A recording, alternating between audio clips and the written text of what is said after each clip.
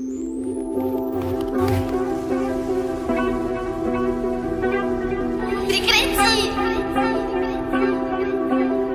albatta juda ham yomon va Xeniya Gaming vakillari a'zosi kapitan Rashid buni biladi. Orqa tarafdan Arcade vakillari bor, buni bilishadi. Hozir Bad Boy ko'ramiz. Bad Boy birga vaziyatda o'y Bad Boy aql ishlab ketishga muvaffaq bo'lib qolgan. Qo'shilgan bo'lsa, men tasanno deyman.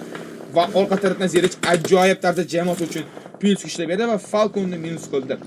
Aniqroq Grazan minus qildi. Bu yerda esa bitta kill chopishga muvaffaq bo'ldi Falconni killini. Va bu yerdan o'sgandagilar ham Rudo sizning soqani not berdi. ZXB bor bu yerda, orqa tarafda Paraspat bor. O'sgandagilar qo'shilishdi Arcade-dagilarga ham qarshi va Arcade hozir not holatida. Arcade-dagilardan ko'ramiz Zirich hozir tekasatdan voy flex ajoyib tarzda bosib ketdi va Fragarni o'zi qoldi. Ta'kidlarni ko'ramiz. Nima qila oladi?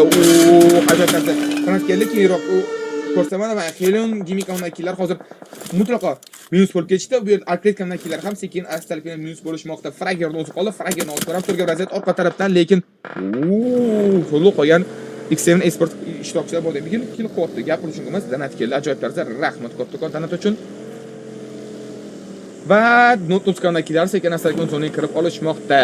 Gogo RBG afsuska qilib ketishdi va upgrade Ruzunga qarab bermoqda. Paraspat ham minusda va Ruzunga qarab oldi. Katta ehtimol bilan Hayishkalar ishlab borishadi. Ruzunga hozir Hayish qanaqa tushadi ko'ramiz. Mana mashina ko'rib, mash planni ko'ringlar. Hayishkaga tushadigan bo'lsa, kimdir Hayishkasi notdan men qoyil qolaman ularga. Smoklar bilan Ruzun o'zining obzorini, ularning obzorini yapyapti va ko'ramiz hozir nima qiladi.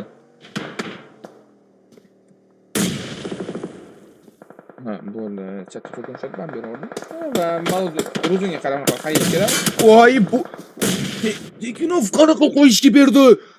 Umuman tasannon qolaman agar mash smoklardan qayishib berib qo'ygan bo'lsa, Numus jamoasi ajoyib tarzda hozir zona yuratgan ishtirokchilarni birma-bir yopib olishga muvaffaq bo'ldi, lekin orqa tarafdan Lil Haydar Bro yozib noqot amalga oshiryapti, ko'rishingiz mumkin. Aniqroq Hardboy albatta Hazal va sekin bosib yuborishdi. 5 ko'ramiz ajoyib tarzda yuborishdi.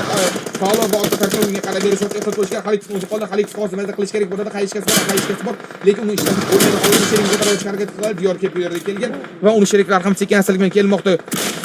Va hozir bitta minus amalga oshirish uchun oshirdi ham Sinix hozir nuqoldi. Gapirish mumkin emas. Sekin astalik bilan Xalikov nima desam bo'ladi, yomon pozitsiyadan yaxshi pozitsiyaga o'tyapti va sekin astalik bilan X7 Esports komanda vakillari bizni tark etmoqda. Orqa tarafdan ularga albatta SS komanda vakillari qo'shilib bermoqda. Orqa tarafdan ZXB bor ekan. Buni ko'ramiz. ZXB hozir juda ham yomon joyda 4 ta kill qildi. Bitta o'zi 4 ta kill qildi va jamoasida 4 ta kill qilgan. Undan kill bo'yicha faqat ZXB qildi. Gap bo'lishimiz ZXB oxirgacha o'ynadi. Jamoasi uchun oxirgacha o'ynadi va minus bo'ldi. Top tur bilan yopildi, 4 ta kill bilan ajoyib tarzda va bu yerda Nottingham vakillari olish ehtimoli yuqori do'stlar, chunki full squad qolgan. Orqa tarafdan Flexitan aylanishga muvaffaq bo'lmoqda. Phoenixni ko'ramiz, sobiq jamoasiga qarshi qanday o'yin ko'rsatadi va yangi ishtirokchilar yondirishyapti. Flexitan telefonlar muvaffaqiyatsiz tarzda kechdi. Nottingham vakillari to'liq zonani olishga muvaffaq bo'lgan. So'mini ko'ramiz. So'mini hali ko'rganimiz yo'q. Va Stalkerni kapitallar jangi Stalkerni qo'lda hozircha ustun keldi do'stlar. Stalker yaxshigina urin berdi va headshotlar ham berishga muvaffaq bo'ldi. Telefonlar tashlayapti. Aylanib просто baytdi. Infogan, lekin keyin o'z minus qotdi bilmaymiz. Bu juda ham katta xato bo'lishi mumkin. Undan yo'q, baribir zonalik yo'q ularda.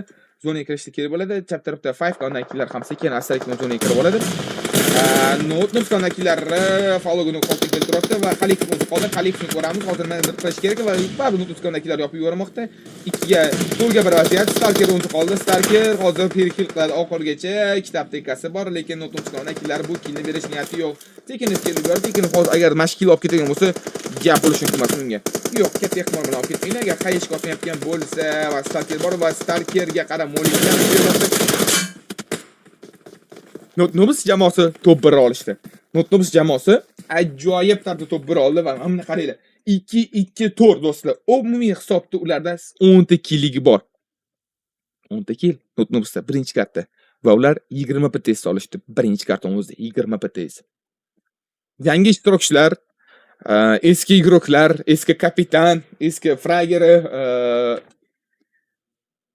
Nottinghamda hozir men gap boshlayotgan narsam optimizatsiya bo'lyapti. Bir-biriga juda tushyapti dotini va birinchi karta nima desam bo'ladi, buni ko'rishdi.